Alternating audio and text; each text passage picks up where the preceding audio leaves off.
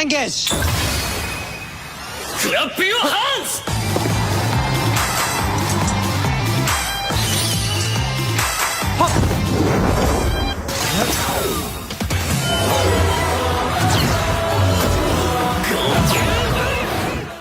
Oke, selamat pagi, siang, sore, ataupun malam. Terserah kapan kalian nonton video ini. Yang penting jumpa lagi di konten Sonet.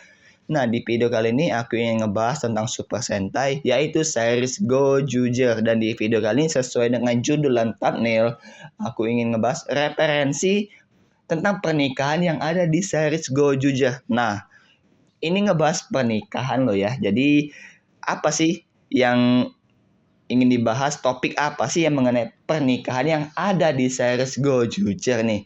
Oke, langsung aja masuk ke pembahasannya, yaitu cincin sentainya. Nah, jadi cincin sentai di series Gojuger ini nih menjadi mainan collectible item tokusatsu ketiga yang bertema cincin. Karena sebelum-sebelumnya Ultraman Taiga sudah ada, terus Kamen Rider Wizard juga ada. Nah, giliran sekarang sentai pula yang bertemakan cincin. Jadi lengkap nih ya, kalau tema cincin di tokusatsu itu diisi oleh 3 besar atau franchise 3 besar ya. Ultraman ada, Kamen Rider ada, dan sekarang Super Sentai pun sudah ada gitu guys ya.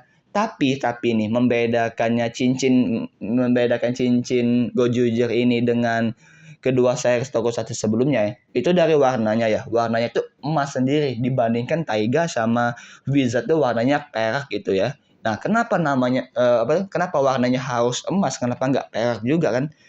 Ini nih karena nih kalian harus ingat, series Gojuger itu perayaan 50 tahun Super Sentai gitu guys ya.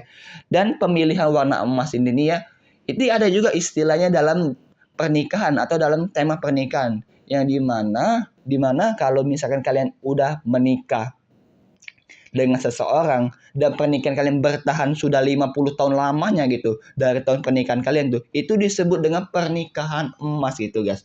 Nah, jadi dengan ini korelasinya sangat ngepas banget ya. Kenapa Toei Company itu dan Bandai itu tuh milih warnanya emas, karena mau ngecocoki antara Gojuger yang sudah 50 tahun dengan istilah pernikahan yang tahun emas tersebut, yang kalau kalian bertahan dengan pasangan kalian selama 50 tahun itu disebut pernikahan emas gitu guys ya. Nah, jadi di sini aku ingin nanya, siapa di sini yang ngefans Sentai sudah 50 tahun? Berarti pernikahan kalian dengan sebuah Sentai sudah 50 tahun berjalan gitu guys. Jadi jokesnya bisa kayak gitu ya.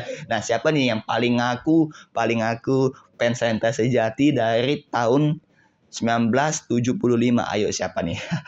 Nah, itu poin pertama mengenai pernikahannya. Lalu poin kedua mengenai pernikahan juga adalah di musuh-musuhnya Gojuger sejauh ini, yaitu Buraidan. Nah, dari nama Buraidan itu sebenarnya itu kan penyebutan logat Jepang. Kalau diubah atau dikonversikan menjadi bahasa global itu tuh bride. Bride itu artinya pernikahan gitu guys.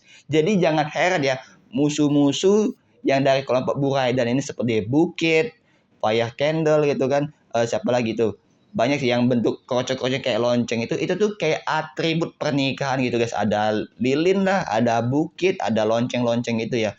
Ya, jadi ini nih bener-bener menurut aku ya, referensi pernikahan di Gojuger tuh sangat-sangat kuat banget, sampai dari collectible item, terus juga dari musuh-musuhnya itu memang bener-bener ngepas banget gitu guys. Dan kalau ngomongin soal musuhnya, poin terakhir yang aku bisa bahas di sini yaitu Tegajun. Nah, jadi Tegajun ini kan ratunya Buraidan, dia yang menguasai terus menciptakan para Buraidan ini gitu guys ya. Nah, dari namanya Tegajun tuh bisa diartikan sebagai Tegagan ya. Makanya alat henshinnya si Garyudo sebagai kesatrianya Tegajun itu bentuknya pistol ya, dibandingkan dengan kesatrianya punya Tegasot itu bentuknya pedang gitu kan. Ya, karena Tegasot artinya pedang gitu. Terus kalau Tegajun ya bisa dijadikan sebagai gun, senjata. Pistol maksudnya, pistol. Tapi selain maknanya sebagai Tegagan atau merujuk kepada pistol, Tegajun juga merujuk kepada bulan Juni. Nah, kenapa bulan Juni nih? Ternyata ada juga unsur pernikahan di bulan Juni. Karena bagi orang Jepang sana, bulan Juni itu tuh adalah bulan pernikahan gitu. Kayak kalau misalkan kalian mau nikah nih, kalian orang Jepang atau nikah dengan cewek Jepang gitu, atau cowok Jepang lah, terserah siapa gitu kan, pokoknya orang Jepang gitu ya. kalian pengen temanya tema Jepang nikah nih. Mungkin pasangan kalian atau kalian yang orang Jepang tuh lebih merekomendasikan pernikahan itu di bulan Juni karena simbolik banget sih bagi orang Jepang bulan Juni itu sebagai bulan pernikahan. Ini juga mengapa di episode sebelumnya si Tega Jun kan munculnya di tanggal 1 gitu, tanggal 1 Juni. Tanggal 1 Juni. Bukan bulan LGBT ya, bukan melambang LGBT, tapi orang Jepang sana menganggap bulan Juni itu benar-benar bulan pernikahan. Dan dengan ini Tega Jun yang debut di tanggal 1 Juni benar-benar sangat membawa kesan pernikahan yang sangat dalam di series Gojuja. Makanya menurut aku benar-benar wah gila. Ini nih series yang temanya tuh agak mind blowing gitu.